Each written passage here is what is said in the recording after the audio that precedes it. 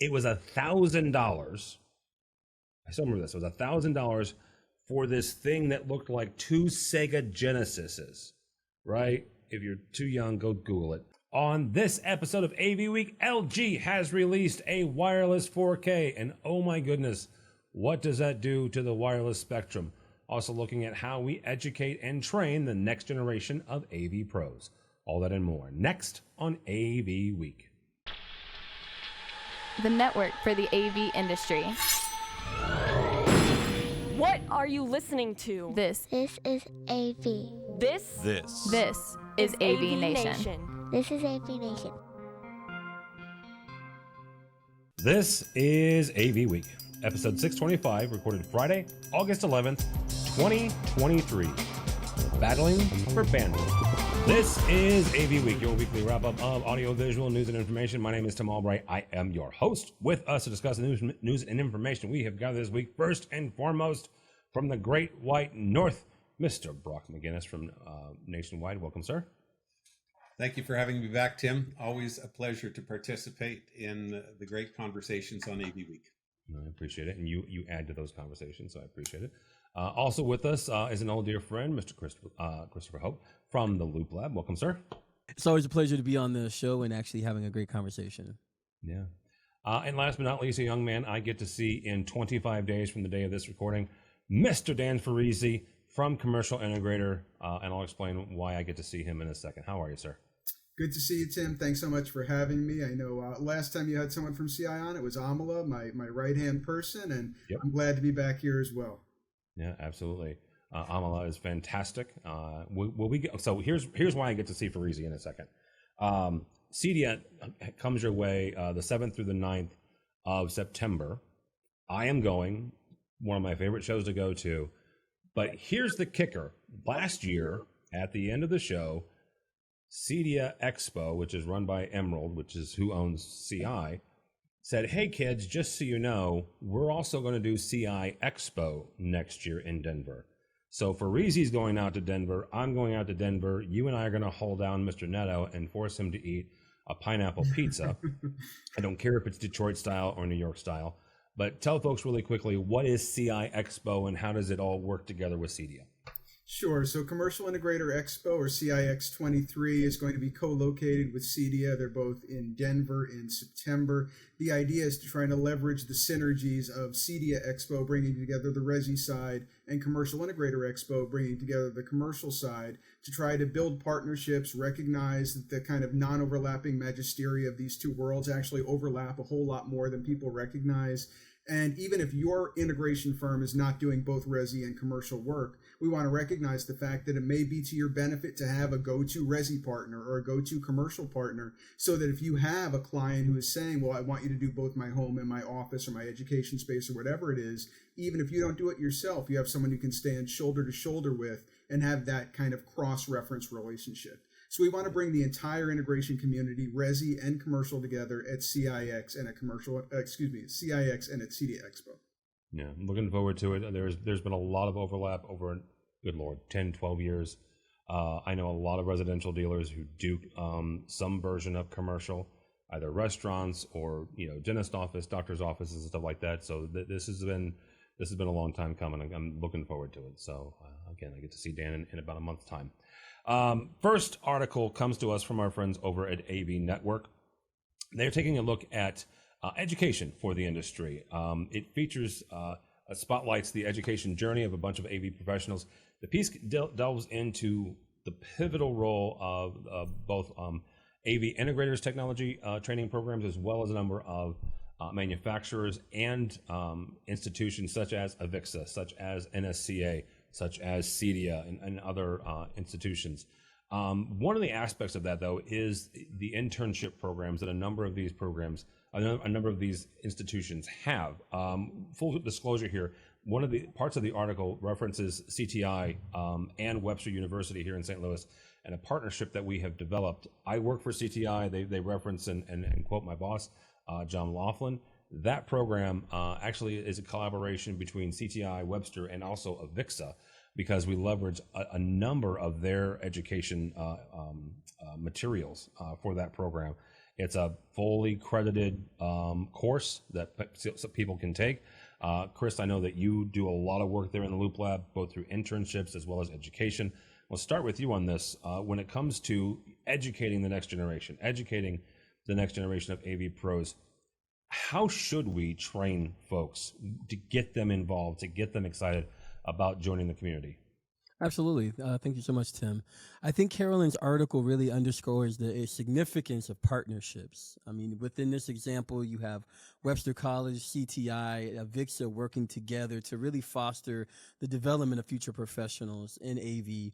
And it's these kinds of collaborations and partnerships that are that much more critical in ensuring that we have a well-prepared pro AV pipeline. I think that the first issue I would really kind of outline is it has to be this collaboration specifically for university and industry to come together for skill development. And so the fact that AVIXA as well as CTI are sharing information and that there's actually a AV/IT curriculum that is essentially been instituted. This collaboration really exemplifies how universities can work together with the pro AV industry to bridge that gap between education centers as well as generating opportunities for building practical skills in the workforce. Another aspect that I'll share is this idea of what I call industry collaboration to education. And with that being said, like CTI, they're actively sharing their materials, their resources, and they're doing so with organizations like Webster University, NSCA, and by contributing their expertise, CTI and other companies can help our students, our young people, gain these hands-on skills in the AV industry, and ultimately preparing them for a swift integration in the industry itself. The third piece I would share is that really how the industry itself is really going to adapt to changing job roles. I think the reality of artificial intelligence and the advent of automation within the AV careers is really something that is cutting edge and something that academia is already studying, already essentially creating curriculum to respond to. So I think having these collaborations is also impactful because now you have the industry as well as the academia kind of catching up with each other on the rapidly changing pro AV industry that we have. Yeah, absolutely. Brock, we mentioned NSCA in the article. They've, of course, got their Ignite program, whether that's Ignite, whether that's, the AVIXA scholarships, which they have several. How do we get and how do we train the next generation of AV pros? Well, it's interesting that CTI is, to me, that CTI is partnering with a university. I look at so many of the people that come into AV as not being university type people. They're trades type people. And they're folks that like to work with their hands, and they're folks that are interested in tinkering and experimenting, or they're interested in building, or they have absolutely no idea what they want to do. So we've started working with a local trades organization that does apprenticeships for plumbers and electricians and others in the construction trade, because the construction trade is also having difficulty recruiting new members. Every mom and dad seems to want their child to go to university and become a dentist. We need people to build buildings, and then we need people to fix them and maintain them. And so I'm working with this trade organization to try and bring some people onto our job sites, and they're offering some wage subsidies, and we're looking at putting something more formal together in terms of a introductory apprenticeship. We of course don't have a formal legislated trade because we're not unionized like the electricians or the plumbers or the millwrights.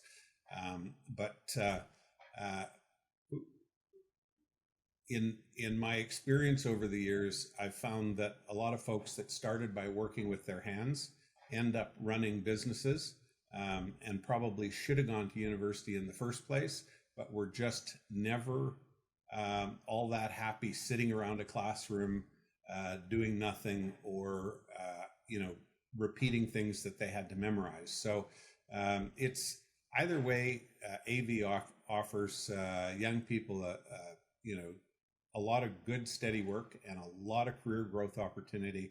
And of course, as Chris mentioned about the AI and the automation, we are dancing right on the leading edge of the changes that are happening in our society, and I love that. Yeah, Dan, I will slightly disagree with Brock here. As the father of a 15-year-old, I don't want him to be a dentist, right? But my son Christian he's going into his sophomore year, and at our local high school, he fell in love with. They have a construction class, a construction arts, and an auto class. And God love him. First of all, he's better at it than I am. So and that's not saying much. But he has developed this love of this hands-on stuff. He has this opportunity, just like Brock's saying, to exit high school with the skill set. You've got a couple of young kids as well, much younger than mine. When you look at stuff like, tradeships, journeyman, apprenticeship programs, and then you look at ways that both CEDIA and, AVIXA have evolved over the years for their training programs, how can AVIXA, how can CEDIA Expo coming up help the industry train the next generation? I think training that next generation is so important because, as you know, as someone who's been around the industry for a long time, as all of us have been, so many people just kind of found their way into the industry. Even the 40 under 40, you talk to so many of them who are absolute rock stars, and they're like, oh, I was a bartender, then this happened, then that happened, and now I work for an integration company, or now I work for a consultancy. I think it's so important to have a mindful path. I mean, we mentioned Tom LeBlanc, we mentioned the Ignite program. I think having those really mindful paths to try to create a place where, Tom refers to our industry as the bubble. Create a pathway to pierce that bubble, bring people in. I was just at the NSCA golf outing earlier in the week, raising money. I think we raised about $45,000 in total for the NSCA Education Foundation. I think those kinds of programs, Ignite programs, internship programs, apprenticeship programs, whether they're done under the auspices of a trade association, or under the auspices of an integrator like CTI, under the auspices of a manufacturer like Crestron, so incredibly important. Actually, earlier this month, I was at Crestron's headquarters in Rockley for their Crestron Internovation Expo. I think they had something like 90 Crestron interns in their class in 2023. They flew them in from all over the country, those from New York, New Jersey, those from Texas, those from all over the place. They were really investing in these students, giving them incredible access to their own internal leaders. Chris Fitzpatrick, who we all know, called the internship program a cornerstone of Crestron's talent strategy. I mean, they are not treating this as a nice to do or a nice to have or a PR move. They're treating it as a cornerstone of how they're building their talent pipeline.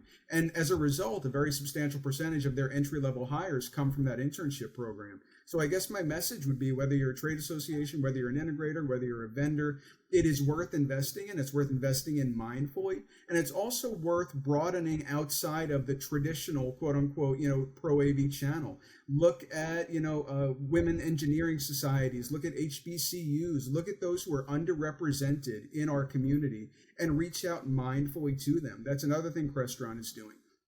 It's about being present. It's about going to, whether it's Tuskegee or Morehouse or Spelman, go to these campuses and find the next generation of talent and find them mindfully, as opposed to having them amble into our industry by accident. Yeah, absolutely. Something that Dan said that I thought was really spot on was these higher education pathways are brilliant. They're great. And there's so many other non-traditional spaces to identify talent. Thank you for mentioning that, Dan. As most of us know, the Loop Lab, there's the organization I founded dedicated to bringing young people of color and also women into the industry, in the pro AV industry. And we are not sponsored by a university. We're not affiliated, at least with the higher education space. However, we're preparing a lot of young people to get into the industry. And so I think thinking about other spaces, such as like what Dan was sharing, for certified apprenticeship training, for internship training, is really going to be critical. Yeah, absolutely. There's also there's a number of other organizations. There's one in Maryland, in Baltimore area that has, and then one in New York. As well. So yeah, absolutely. All right, our next story comes to us from AV Magazine. LG has unveiled a groundbreaking, quote unquote, achievement in the world of technology with the introduction of the first ever wireless OLED. I picked this because I like OLED. If you don't like OLED, you can stop listening now because I'm going to geek out for a second. All right, this sucker is 97 inches. It's a 97-inch display. It marks a significant stride forward, showcasing LG's prowess in pushing the boundaries of OLED. The number one key feature is its capability to send 4K wirelessly. Quick story, and then I'm going to start with Brock. Back in the olden days when I was a tech manager, our president wanted to move around this asinine podium, right? And this sucker was 300 pounds. It took 5 of us to move. It had a dedicated connection in the floor with like multi-pin VGA. Well, he wanted to move it like 10 feet that away, but he still wanted to present from the computer. Kids, it didn't exist. This is before ClickShare, okay? Understand how old I am. So it was $1,000. I still remember this. It was $1,000 for this thing that looked like 2 Sega Genesises, right? If you're too young, go Google it. One was the transmitter, one was the receiver, and it went 25 feet for VGA. Most of the time. Most of the well, yeah, that sucker didn't work, right? That was the other part, is it didn't work. Now, Brock, we're talking about freaking 4K wireless. Like, where do we see this, like, going? Where do we see, I'm not going to ask you about 8K, that's stupid for a second. But in all reality, you know, where do we see, you know, just the wireless transmission of video in general, and especially now that we're talking about 4K, which is a higher bandwidth, higher data rate?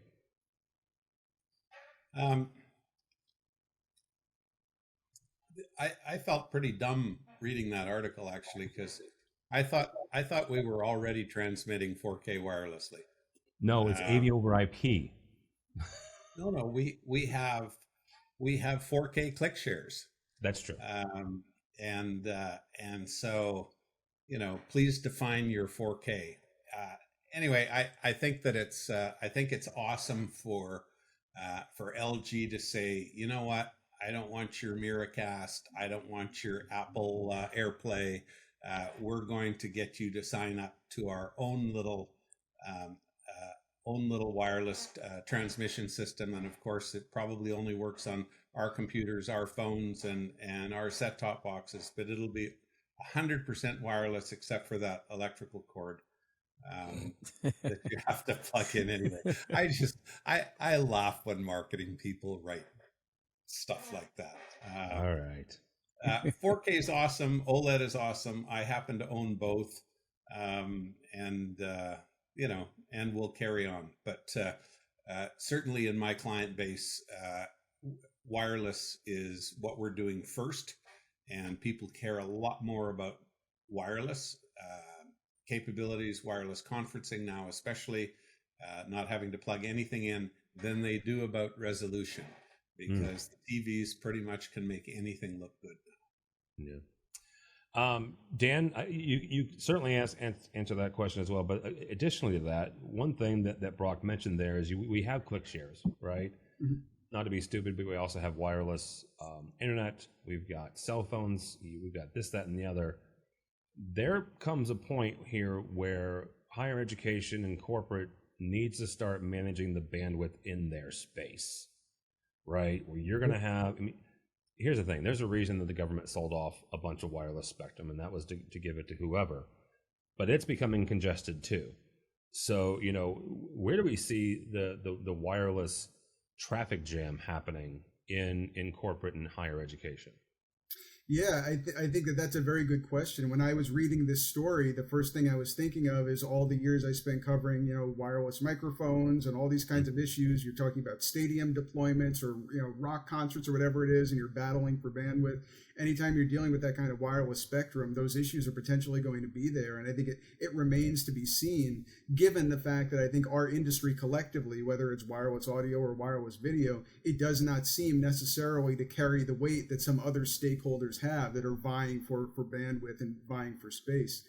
But it's very interesting, the story in terms of the OLED. We're hearing a lot about it. I know, as you said, Tim, you're a big fan. I know, Brock, you're a fan. I don't have a lot of firsthand experience with it. I'm not an OLED owner, but it'll be interesting to see the market penetration of this technology and whether this makes a dent in terms of increasing it overall. I know the prices are very high right now. I think it said for the 97-inch in this case, it's something like £28,000 because I believe it's starting in the UK first. Yep. Down to a mere £6,000 for the 77-inch model. So that's the bargain basement model. But it's interesting to see where this goes, and I'm curious to see how it's deployed across verticals, be it in corporate, be it in education, be it in retail, what they think is the maximum application for this, where you can derive the maximum benefit. Because as we all know these days, it's not just about the technology in and of itself. It's not about whiz bang. It shouldn't be about specsmanship. It's about effectuating an outcome, a positive outcome for clients, and in particular verticals for particular situations. So I'm curious to see how this is not just marketed, but actually effectuated in terms of delivering an outcome as opposed to delivering a wow bang spec. Well, Chris, I'll jump off that same question that Dan just said. Where do we see this? Right? Is this more of a one-off, oh my God, you have a wireless in your lobby? Or is it a little bit more widely dispersed and widely introduced across classrooms or across boardrooms? No, that's a great question. I would say that LG's OLED TV launch really showcases a future where the AV industry as a whole is leaning heavily into wireless integration. So I don't think this is a one-off. I think that this is the future, if not the present. And I think this really shifting in terms of the consumer demands and desires.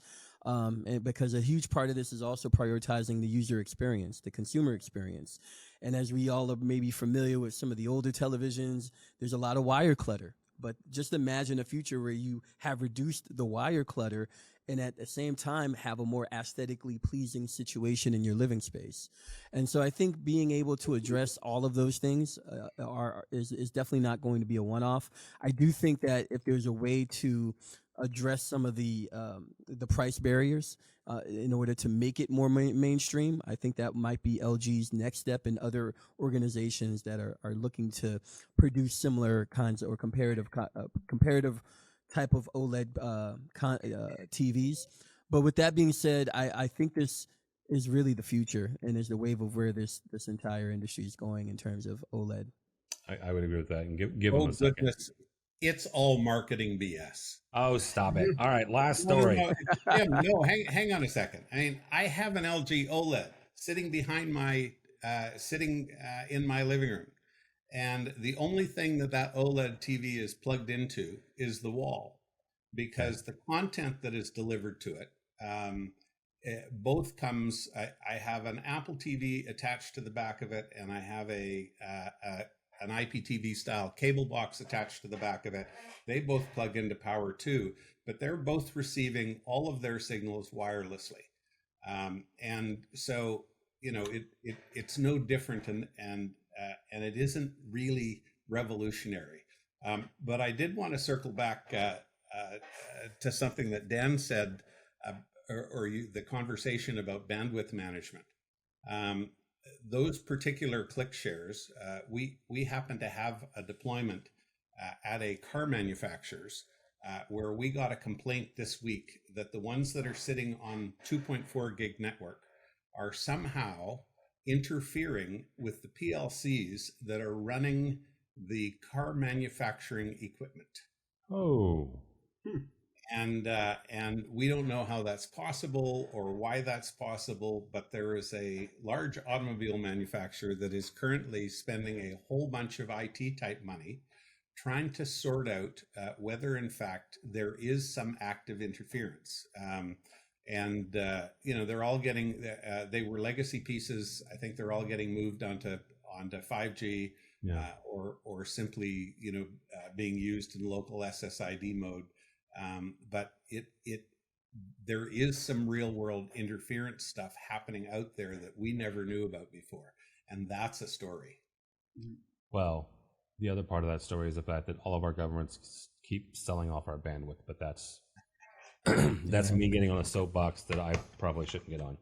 Apologies for interrupting, sir. No. I mean, here's the thing. I spent last week with Sure, which is why I wasn't here.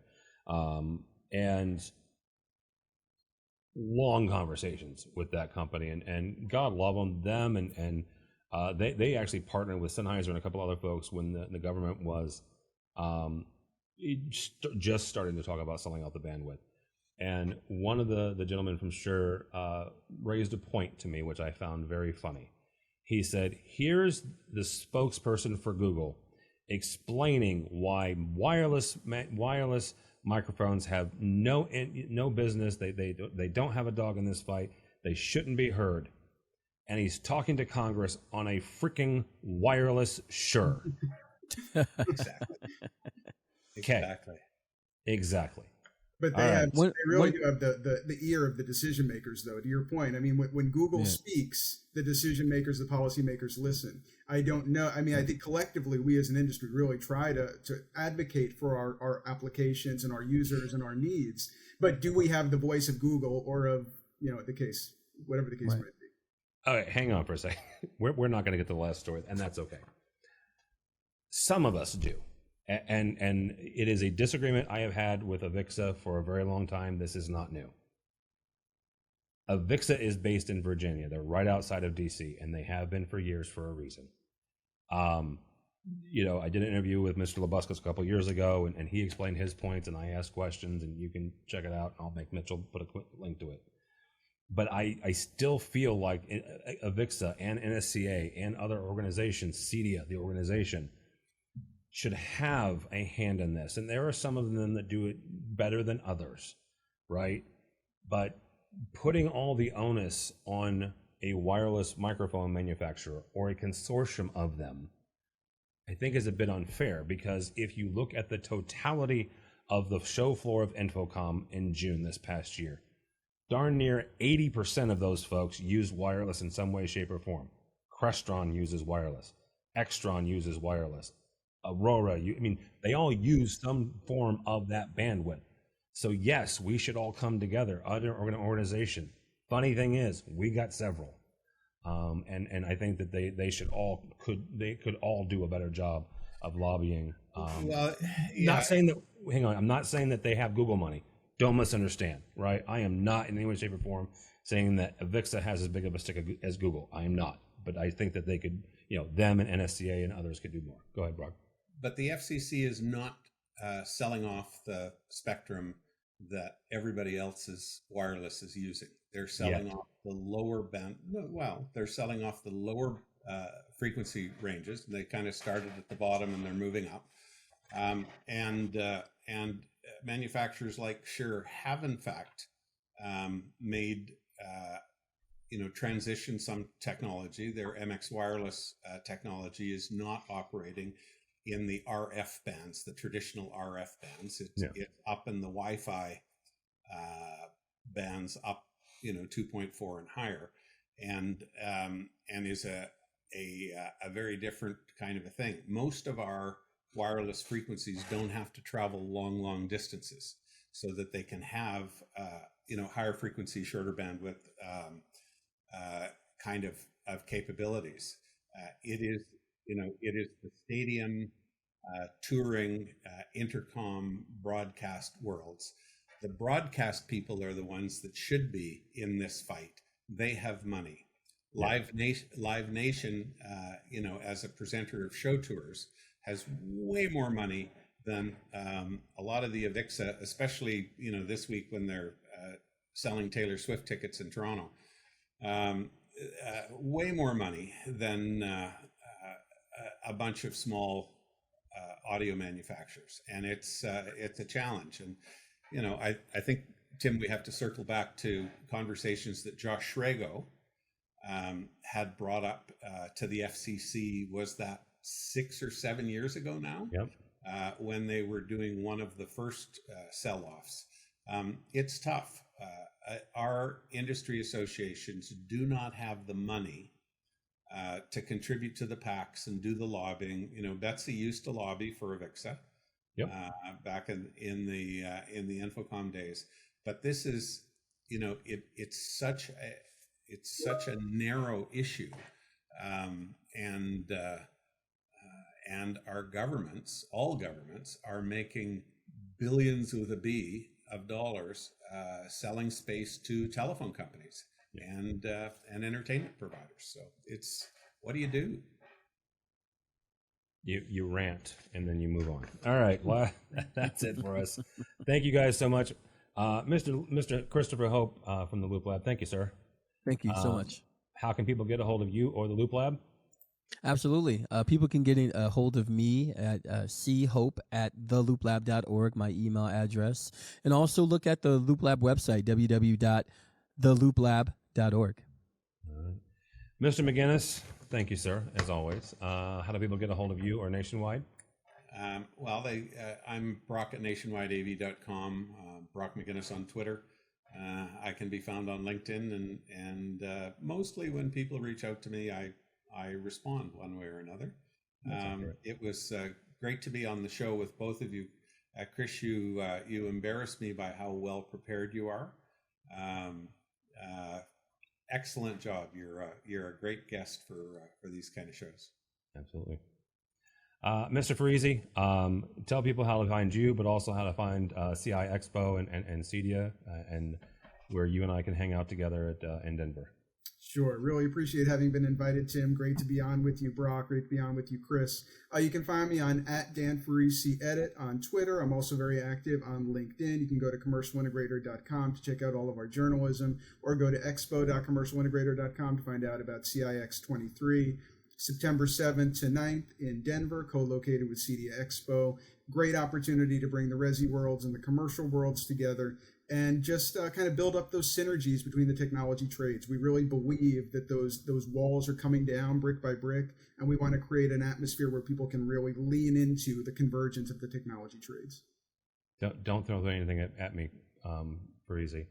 It's almost like a US version of ISE. I'm just going to put that out there. So, by the way, when does the 40 under 40 come out? 40 under 40 is going to drop at the end of August. We don't have a specific launch date yet, but it'll be probably before September 1st. We have everyone lined up.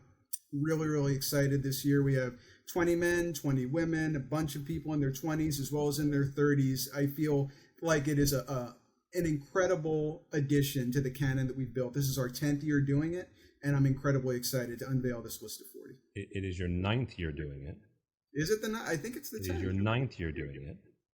And the reason I know that is because Chris Netto was on your first 40 under 40, and he was 40 that year. So maybe it's your 10th edition. Maybe 10th that's edition. your 10th edition. Yeah. Ninth year, but the 10th edition. Got 9th year, 10th edition. Yeah, because Chris is 49 this September. You all should tell him happy birthday at CEDIA and CI Expo. So I will. All right. For me, for Tim Albright, do not follow me on Twitter. Don't follow me on X either. But go by the website, AVNation.tv. That's AVNation.tv. You'll find this program and a host of others. Dan and I both talked about CEDIA and CI Expo. You will find me there September 7th through the 9th, hanging out in Denver, going out and seeing a bunch of folks, hanging out with Farisi when I can nail him down. Also, we've also got the start of our previews for that. So talking to some folks that are going to be showing there. Also have an interview with Brittany DeCesare and Steve Greenblatt about their session. They're teaching a personality quiz and how they manage their folks based on personalities at CEDIA and CIX. So yeah, all that and more at AVNation.tv. That's AVNation.tv. Thanks so much for listening. Thank you so much for watching. That is all the time we have for AV Week.